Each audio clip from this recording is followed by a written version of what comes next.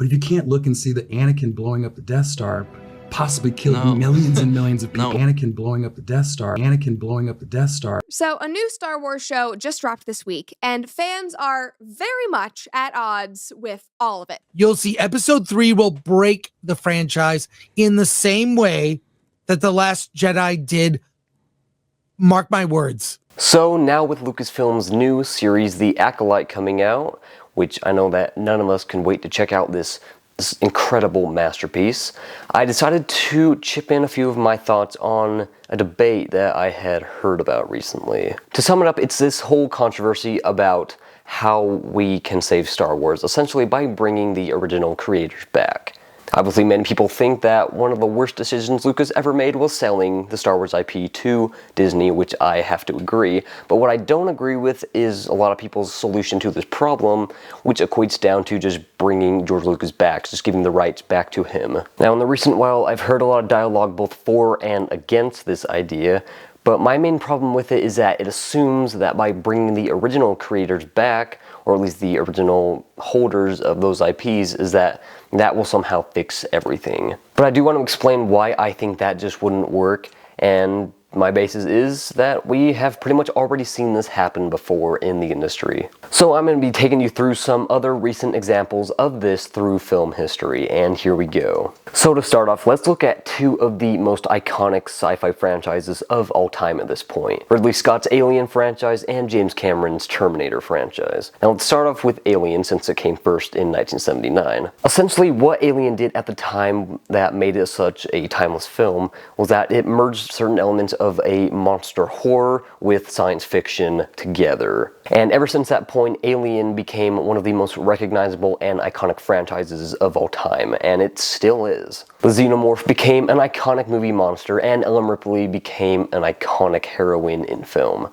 And due to its successful run, it has now spawned an entire franchise of films, and is still going, even with the newly announced Alien Romulus that'll be releasing this year. But by Alien 3, audiences were noticing a steadily decrease in quality. And Alien 3 is generally considered where the downfall officially happened, since after that we got things like Alien Resurrection, the Alien vs. Predator movies. So what was this dire franchise to do? Well, it did exactly what many people would think would be the absolute solution. It brought back its original director and creator, Ridley Scott, to helm the next film. Next two films, actually, now that I think about it. And I feel like it's here that some people may come to a disconnect with my opinion, because after all, it is very subjective about how you feel about Prometheus and Alien Covenant. But even so, it's still an undeniable fact that with these two new films in the franchise directed by the original director, they still didn't live up to the expectations and reputation of the original. Though I feel like that is a very subjective example, I do have a much stronger example with James Cameron, director and creator of The Terminator. Having just directed Piranha 2, James Cameron really needed a film that he could call his own. And so apparently by account, he had a dream where he actually saw a T-800 in his dream, and that gave him the original idea for the Terminator, which eventually evolved into the film that we have today. And like Alien, it was super successful and spawned an entire franchise of films that likewise, like most franchises, eventually dipped in quality and declined rapidly. The first film is considered a genuine timeless classic, and the second is considered the greatest action movie of all time, which it very strongly deserves that. But by Terminator 3: Rise of the Machines, the controversy set in, and most audiences were getting conflicted on where the franchise was going, and thus chaos ensued. So once Terminator Genisys released, the franchise was in dire straits, so what was it to do but bring back its original director, James Cameron, to help write and helm the next film in the franchise, Terminator Dark Fate.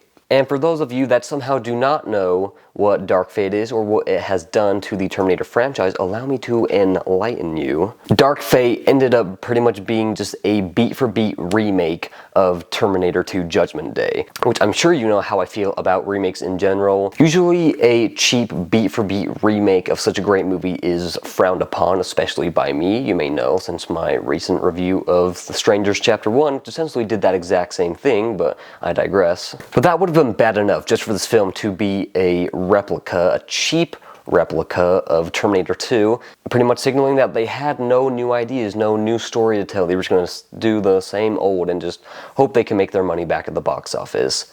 But it wasn't just that, it was even worse. Remember, James Cameron produced this movie, but within the first 5 minutes of this movie, they decided to kill off John Connor. You know, John Connor, the cornerstone of this entire franchise, the most important person in this film. Yeah, he's gone, he's dead, nada, it doesn't matter, he's out of there. James Cameron produced this, by the way. And not only did the film kill off the most important person in its collective universe, it ended up just replacing him with someone else. Yeah, our protagonists end up spending the film trying to protect this young kid from a Terminator from the future, an advanced Terminator, because, you know, it's still Terminator 2. And this kid still ends up becoming the equivalent of John Connor anyway, which means the entire killing off of John Connor in the beginning was completely pointless. It was all to replace him with, of course, a more diverse female replacement, because this is the beginning of that trend, if you notice that. This was, 2018, somewhere around there. James Cameron produced this, by the way. So this was really the beginning of that trend that we saw happening of replacing characters to make it more diverse and inclusive, and boy, how that has backfired at this point. Now, of course, it seems very strange for the original creator to come back and essentially just sabotage his own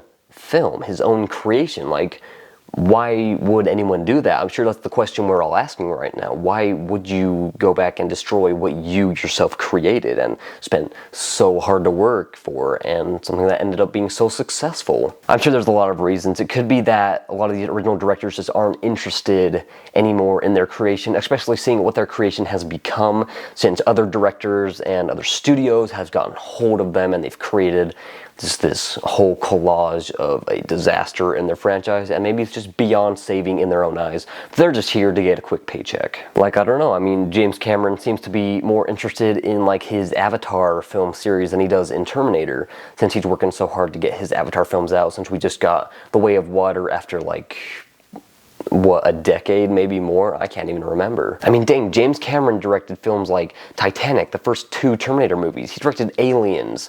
Like, that's quite the track record. How could you come back to your own film franchise and just not care at all about the complete destruction you bring to it? How could you not care about the perversion and undoing of your own franchise, your own creation?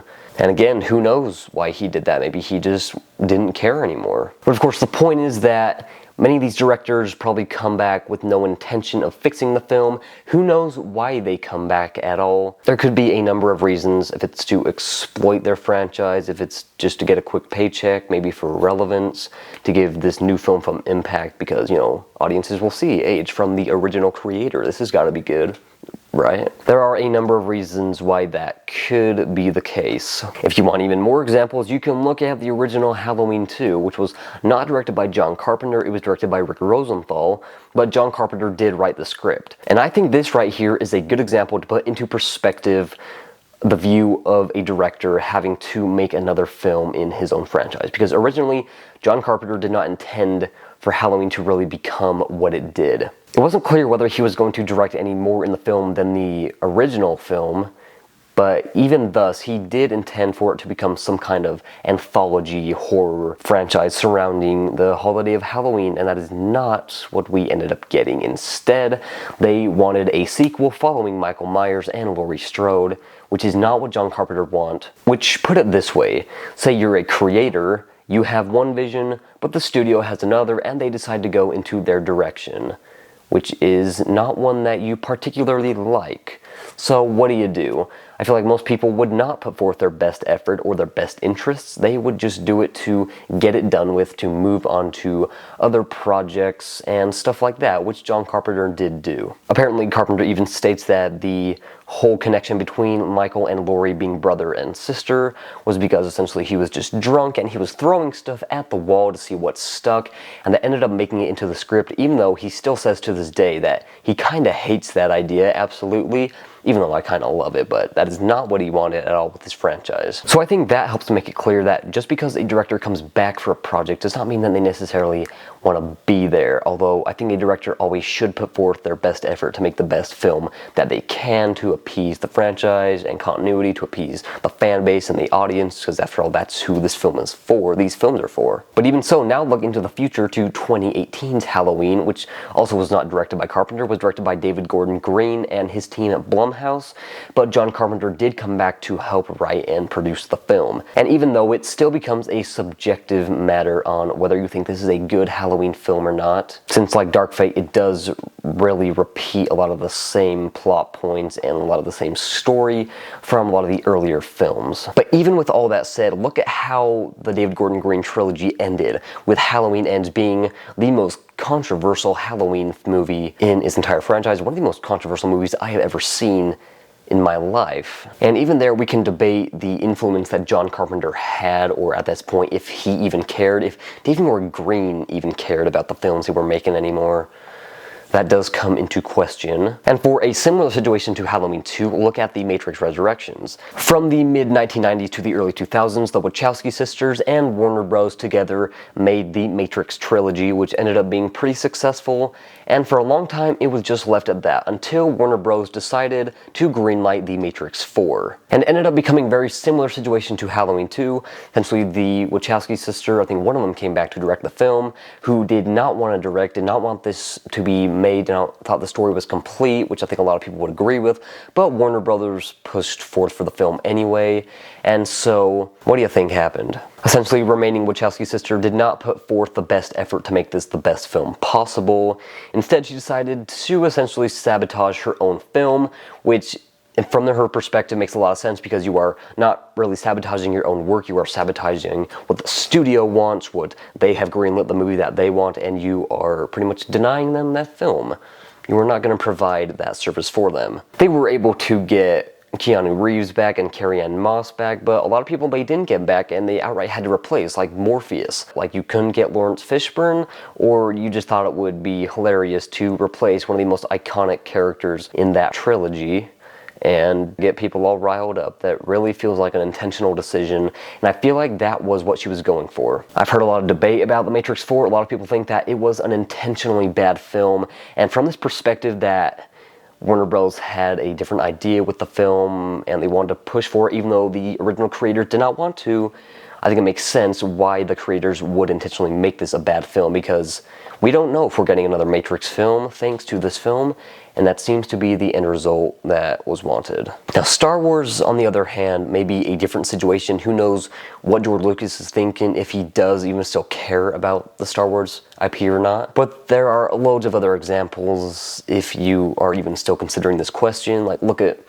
Predator, again, one of the other most iconic and biggest sci-fi franchises in all of movie history in cinema. After Predator, Predator 2, Predator vs. Alien, Predator vs. Aliens Requiem, then we finally got another Predator movie. Away from all of that, it was directed by Shane Black, who was an actor in the original film, so it should have done good, right?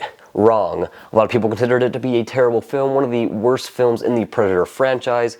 Even though it does not have that many films, it set an absolutely new low bar in the franchise. And I think that also shows that just because you are a part of the original creation, you were on the original team, does not mean that you are qualified to direct the new installment. There's my little rant for the day. Now, the thing is, I do feel like a lot of these franchises are trying to get their footing back. They've learned from these mistakes.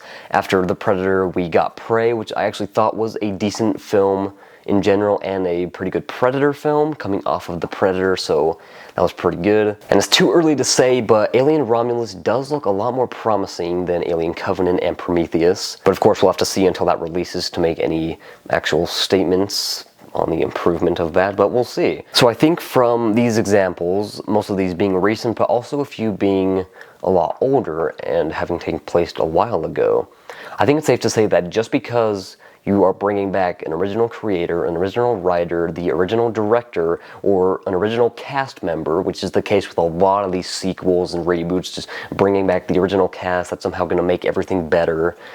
I think that we've been shown that that is not the case. There is so much more to it than that. I do not believe that bringing a certain person onto a project will automatically instill its credibility and its success. I mean, even look at the Hobbit trilogy. Who were those directed by? Peter Jackson. Who was Peter Jackson? He directed the original Lord of the Rings trilogy, which is pretty much considered the greatest piece of cinema ever, which I can't really argue with. I know, I mean, you gotta watch it. But even so, with such a helmed director who created such an incredible piece of work, how come the Hobbit films didn't live up to those same expectations as Lord of the Rings? And that's not me saying that the Hobbit films are terrible, you know, I do like the Hobbit films, and I know a lot of other people do as well. It's just pretty obvious that there is a clear distinction between the production value and quality of the Hobbit versus the Lord of the Rings, and if you want to compare the books, the novels together, that is something completely separate. But when just talking about the films themselves and comparing them, there is a clear distinction between them. Could the Hobbit films been as good and up to par with the Lord of the Rings? Who knows? Maybe they could have been. I mean, Lord of the Rings set expectations pretty high, but even so, shouldn't you still be able to make a pretty good product? Which again, that is debatable on whether they did or not. And as director, is that Peter Jackson's fault? Is he to blame? I don't know. Could be, maybe not. I would argue, as I'm sure many people would argue, that there are many factors that would go into a film's success, and it's not just determined by one person. That being the director or original creator or original showrunner. Although I do get the implication that by bringing back the original creators, you're bringing back someone who actually cares about their IP and they're going to strive to make it the best that it can be.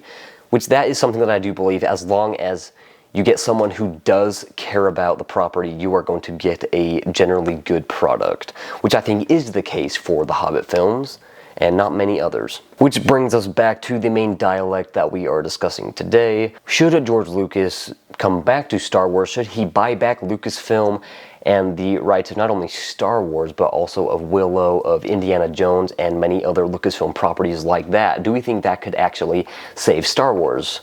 Well, I do agree that Lucas selling Lucasfilm to Disney may have been one of the worst financial decisions of all time, resulting in pretty much no good products, except for Rogue One was pretty good, and I have heard Andor was pretty good, so I need to check it out, but that's beside the point. While I do agree that was a terrible decision with terrible outcomes, and pretty much, you know, running in almost no profit after the decline happened, I really don't think that George Lucas coming back is going to save Star Wars. Because don't forget, Lucas gave us the prequels, which were pretty divisive, even though I find them alright at times, and there are some of them I like. The truth is that George Lucas has had a lot of involvement in the world building and continuation of Star Wars, even after he created the original trilogy, after the prequels, and so on. Don't forget, George Lucas only directed one of the original Star Wars films from the original trilogy, and that was the first film. Although that is a great film, I mean, is that really enough credibility to say that George Lucas is the cornerstone of Star Wars? He's the saving grace. He understands Star Wars. He's going to make Star Wars great again. I don't know, put that on a hat if you want. Do we really believe that at this point Star Wars can even really be saved, even if George Lucas came back? Maybe, maybe not. Only time will tell. And if the argument is that the original creators, the original team, is what's going to save these IPs, well then what is the case for people like Kathleen Kennedy? If you don't know who KK is somehow, she is the president of Lucasfilm right now. She is the one in charge of and greenlighting all these series like Kenobi, The Acolyte, and everything like that, all these Star Wars projects. She is in a sense solely responsible, I guess not solely, but solely responsible for the decline of Lucasfilm, and in recent films like Indiana Jones and the Dial of Destiny, she was in charge of that film getting made, getting greenlit, and that film just did amazing numbers, as we all know. It was just, what an incredible addition to the franchise. Kill me. So what makes Kathleen Kennedy so different from people like George Lucas and Steven Spielberg? Because she was a producer or executive producer, probably a producer if I remember right, on a lot of Spielberg films like Jurassic Park, and she worked a lot with Lucas and Lucasfilm, and she's been a part of all of these great IPs, all these great films that have come out. So she qualifies as an original creator, a part of these films, an original part of the team, and yet does that qualify her to come back to Lucasfilm to be president, to be in charge of this studio, of these IPs, of these films, that these beloved films that people have grown up with? does that really qualify her to be the one in charge just because what? She used to be a part of the original creators of this franchise. I know that's not exactly the same case for Lucas, since Kathleen was not a director or a direct writer for the film, so it's not really the exact same credentials or the same authority as George Lucas, but the idea still stands. That just because you brought back someone who worked on these films, who supposedly knew about these films and how they worked and how to make them successful, I mean, just look at her track record. Look at what she's done. And I can't help but look at her own evolution and compare it to other people like Spielberg and Cameron themselves. Like, it seems that they've all adopted these new ideas, these new modern techniques for films and storytelling. They've subtly, and at this point not so subtly, driven in and included these new age ideas and philosophies and ideologies. And how has that turned out for them? I mean, Spielberg's still making films, James Cameron's still making films, George Lucas is doing something. The same is true for people like Russel T. Davies. If you don't know, he's like one of the original writers for Doctor Who, which used to be a really big, really popular, and a really good and really successful TV series. And he is now working on the current Disney Plus series. And isn't that just doing phenomenal? I mean, just look at how, as a writer, he has changed, the new ideas and concepts that he has embraced, and how that has absolutely just destroyed his career and his reputation, and Doctor Who in general. Which in that case I think also opens up another question: has George Lucas's ideas and values changed as well? I'm willing to bet that they probably have, and they're probably not much different from the industry standard today. But even besides that point, does George Lucas even care enough about Star Wars to come back and revive it, to continue making it in his original vision? Because I think a lot of people forget the prequels pretty much were his vision brought to life, and they were not deemed the greatest films both by general audiences and by Star Wars fans. So yeah, but again, who knows? I could be totally wrong. Lucas could buy back the rights, he could come back in charge into Star Wars and his other IPs, and he could save the franchise. He could make Star Wars movies good again, he could make the franchise good again, he could make it investing for people to get excited for. He theoretically could bring Star Wars back to the top of the list to make it, again, one of the most iconic, one of the most popular pieces of pop culture and cinema.